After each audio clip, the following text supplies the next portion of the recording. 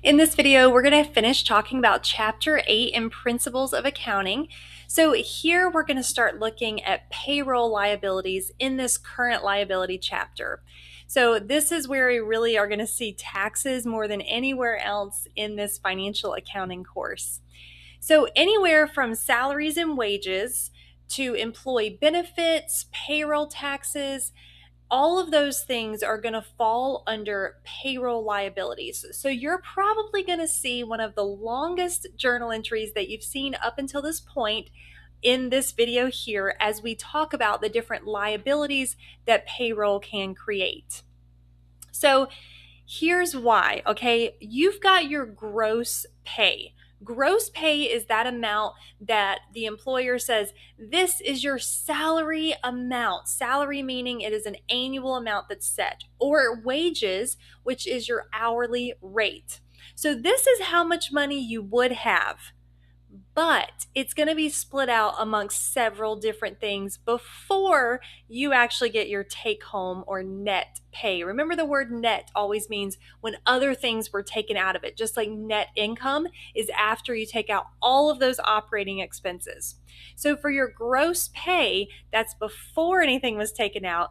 Then we're going to see federal income tax removed from your pay, your state income tax, your FICA, which we're going to look at what FICA for Social Security and Medicare, what that is.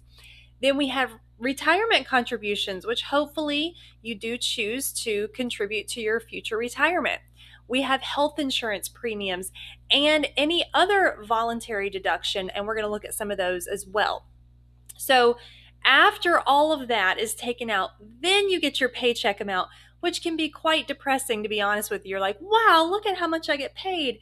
Then it's like, oh my goodness, it's so much less after everything else. So this is, the net take home is what's left over afterwards. Okay, so first let's talk about FICA, which is Federal Insurance Contributions Act. So there are two different elements to this. There is FICA for Social Security. Now, that's money that's taken out of everyone's check and it is put into Social Security that is paid out to people who are retirement age, so as early as 62 while making this video, and it could also be people who are disabled. So that money is going to be 6.2% of your paycheck. There is a limit on that. As of right now, it's $137,700. So if you make anything less than that, then all of your income is taxed at 6.2%. If you make more than that, they'll only tax the first $137,700. Now, it is important to have that number handy or have it memorized so that as you do your homework and quizzes and tests, you can reference back to, oh, this person made $140,000, so that extra like $2,300 is not going to be taxed with FICA for Social Security. Then we have FICA for Medicare. So this is going to be going to insurance where the government's going to be paying some individuals insurance. That's only going to be 1.45% of your paycheck, but there's no cap on that. So it doesn't stop at $137,700. So these are numbers that you want to make sure that you're memorizing.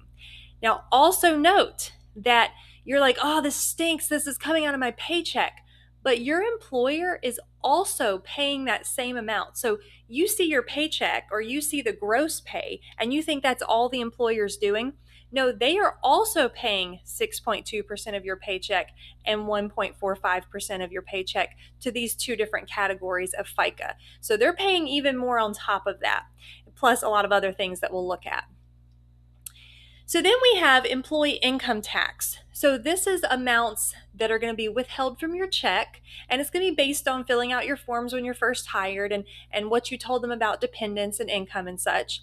But it's withheld based on your earnings, tax rates, number of withholdings, and so that's going to apply to federal income tax and, depending on which state you live in, state and local income tax.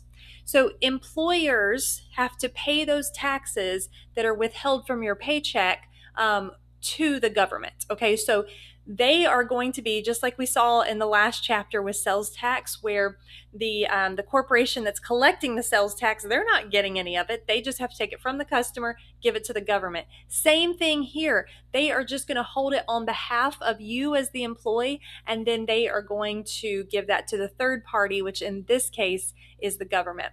Now, these numbers are not going to be set percentages. They're going to be based on a lot of different factors for each individual. So for your homework, you won't have to calculate this number. It will just give you, this is how much their federal tax is, this is how much their state tax is.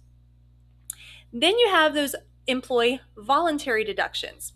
So this is the amounts that are withheld depending on what your request as the employee is. So it could be charitable giving. For the organization I work for, they give us an opportunity to give back. Hey, we'll withhold some money from your paycheck if you would like, and that will go back to this foundation where it can help others. It also can be medical and life insurance premiums. So with those, we say, okay, a lot of times, most of the time, if you're full-time, the employer will pay maybe half or a portion of those premiums in order for you to have health insurance, life insurance, dental, vision. So then you get to say, yes, I'd like to have that. The employer says, okay, we'll pay some. So there they are paying some more. And then they withhold the other part from your paycheck. And that again is based on if it's just you as an individual, if it's you and a spouse, if it's you and a spouse and children. So it'll vary for that as well. Then you have any kind of pension contributions. Now, we're not just talking about what you may typically think of with a pension, but also with 401ks. And I would absolutely recommend that you take advantage of 401ks, because even if you're 22 years old and you've just graduated college and you're like, what do I care about my 401k? I want to work forever. Well, you probably will have to work forever if you don't start contributing to your retirement accounts early. And that's because the earlier you can contribute, the more money you're going to have at the end. That is compound interest. That's not really related to what we're talking about, but I'm going to put a link in below this video to another video I have talking about compound interest, so you can see the magic of that and how important it is for you to start setting money aside when you're young. Anyway, back on topic, there's also unions. Some companies may have a union that is in place, and there's some dues for that. So in those cases, you sign up for those things, and the employer, maybe they have to contribute some as well, like your insurance. And then in addition to that, they're going to withhold some from your paycheck, and then when it comes time, they will give the money to the third party. So all of these deductions, the company is removing from your paycheck just as a courtesy to you. I mean, the government makes them do that because they want to make sure they get their money, right? But they're going to withhold it as a courtesy to you, and then they will give it to the third party, which is really nice. So that way, that's a few less things that I have to remember to pay for. So now let's get to a really long entry, and we're going to see where all of this money is going. So if the gross pay was $3,000, the company would record salaries expense of $3,000. That's their whole expense for the month for you. Okay, it's $3,000. But you are going to see that there's a lot of places that $3,000 is going. We've got 6.2% of $3,000, which is $186, going to FICA Social Security tax. Then we have Medicare, 1.45% of $3,000 is going to our Medicare, FICA Medicare. So that's $44. Then they just gave us these numbers, $275 going to federal income tax, $125 going to medical insurance. And then this company says, okay, we've got a union in place, so there's union dues of $25. So then what we do is we take the salaries expense, so that's the gross pay. We subtract out all of the things it gives us to deduct, and then whatever's left over will be credited to salaries payable. So the leftover amount, which is like a plug figure here, what their paycheck will be is $2,345. So notice that all of these credits end with the word payable, because none of these are they paying out immediately. They're putting them in special accounts for all their employees. Then whenever, let's say, Blue Cross Blue Shield says, hey, it's time for you to pay us, they'll take all of that money and give it to Blue Cross Blue Shield on the employee's behalf. Now, pay close attention to your homework because it may say, this is Salary's paycheck and here's all the places it goes and blah, blah, blah. And we paid Sally on March 31st. If it says they actually paid Sally, then the last number there will be cash. They're not saying we will pay her next month. They're saying we did pay her. So you may be crediting cash if they actually paid her in the same month. So the cash payment, whenever it comes time, so in this case, they're not paying her until April 6th, they would get rid of salaries payable by debiting that liability and crediting cash because now they're paying her. They would be making the same entry for all of these as they actually paid them. In your homework, it's more likely that you'll just have to do the one where they pay the employee, but just be ready with any of these. As they pay them, they'll debit the liability. They don't owe it anymore, and then they will credit cash. So that was the employee side of things, okay? That we were recording what the employee was getting for their gross pay and where it was going. Now let's look at behind the scenes, sneak peek, for what the employer is going to have to pay. So the employer's payroll taxes, again, they have to pay the same amount in FICA for Social Security and for Medicare. So they have to go ahead and pay that in addition to what you paid. They also may have to pay some to insurance companies if you have opted into getting insurance. And then they have another type of tax that the employee is not having to pay, and that is federal and state unemployment taxes. So this is where they say, okay, if you end up laying off an employee, the government may choose, depending on all the circumstances, to pay them unemployment. Now, that's not just coming from, the president's paycheck. No, it's coming from it's being funded by all of the employers. So you're going to see from your paycheck amount, part of it's going to go to unemployment, not from your paycheck, but from that same amount, that $3,000 for the last example, your employer is also going to have to pay unemployment taxes. So let's look at how much those are. So for federal, it is 0.6%. So remember, when you calculate it, it's 0.006. Because when you move the decimal, it's 0.006. And that's only on the first $7,000 of each employee's wages.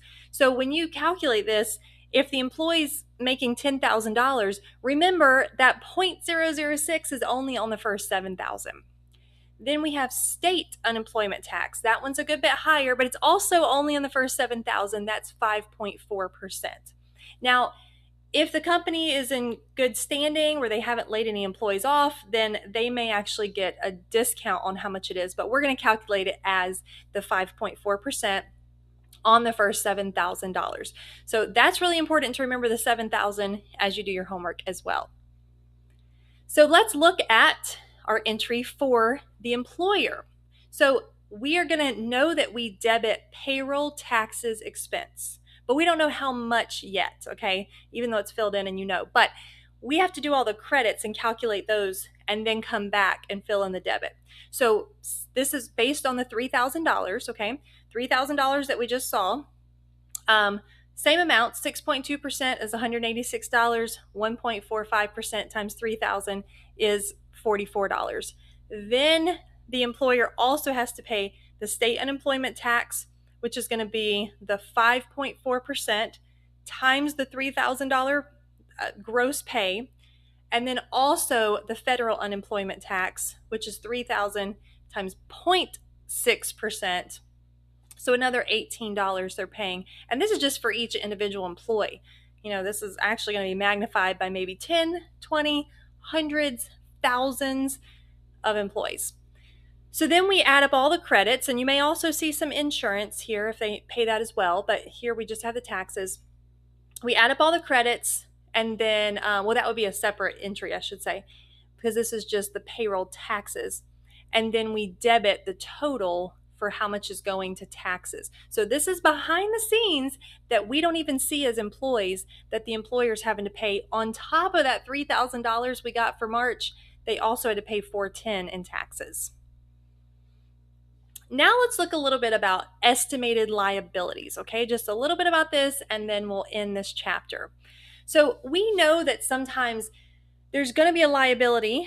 It's going to arise. We just don't know exactly how much. So when that's the case, we are going to make a reasonable estimate. And if we're able to do that, we go ahead and accrue that liability. So it could be pensions, which just say, thank you, thank you. You don't actually have to learn anything about pensions in this class. That's not covered until Intermediate Accounting 2. So some of you are going to be like, oh no, but that's when we'll cover that. It could have to do with healthcare. It could have to do with vacation pay. The main thing we focus on in this class is warranties. So we offer our customers a warranty. Hey, if that doesn't work, just come back and we'll exchange it. We'll give you, new parts for it or whatever. And we don't know exactly how much that expense is going to be. So whenever it comes to warranties, we are going to make an estimate. Okay, so this is where the seller has to repair or replace any defective products. We're not talking about an extended warranty. We're just talking about you went to Walmart, you bought a toaster, and it does not toast. Okay, so you have a certain amount of time that you can come back and say, hey, this is not working. There's bubbles coming out of it. I don't know. So Walmart will have already made an entry saying, we know that some customers are going to come back, or probably more like Black & Decker where they got it from. They're going to make an entry saying, we know some of these toasters are not going to work. So we're going to go ahead and record an estimated expense, and that's because of the matching principle. We want, when we show revenue from selling those toasters, we want to go ahead and show the expenses. Part of that expense is just the fact that some people are going to come back and say this doesn't work. So we make an estimate so that we can record it in the same accounting period as the revenue. So we make an estimate and we go ahead and record warranty expense, and then we record an estimated liability. So let's look at an example. It's April 15th. It's tax day 2026. SkySnap sells a drone for $16,000 with a 1-year warranty. It covers the parts. Past experience indicates that warranty expenses average 4% of drone's selling price. So they say, okay, we're going to go ahead and record the 16,000. So we record the 16,000, and then we're also going to take 4% of the 16,000. Well, I don't have the calculation there. 4% of the 16,000, which is $640. We go ahead and record that as a warranty expense, even though nothing's happened yet. And then we record an estimated warranty liability. We don't know exactly how much it would be, but history tells us it's about 4%. So we record that in the same accounting period so that it will match the same accounting period as the revenue. Then let's say on January 17th of the next year, a customer exercises his warranty. He comes in and says, here's my $16,000 drone. It's broken. It needs some new parts. It needs a new little propeller or something. So the company replaces it. It costs $320. So what they're going to do now, it's the next year. They don't have to record an expense for something they sold last year. Instead, they just decrease by debiting the estimated warranty liability. And then they credit, if they had to give them parts, they could credit inventory. If they had to give them cash, they could credit cash, just depending on exactly what they need to credit there. So now in our warranty liability, we had $640, we got rid of $320, so we have a remaining $320, just in case anybody else comes back and says something's wrong with their drone. All right, final thing we'll talk about for this chapter is contingent liabilities. So this is where a lot of times it's legal. So we know that we're being sued. We just don't know how much it's going to be, and we don't know who's going to win. Well, what you're going to do is you're going to get an attorney who is going to assess the situation. And they say, if it's really remote, this is probably not actually going to end up turning into anything. You don't have to record it. You don't have to disclose it. If they say it's possible, it's reasonably possible that this is going to, you're going to have to pay. If that's all, you don't have to record a liability.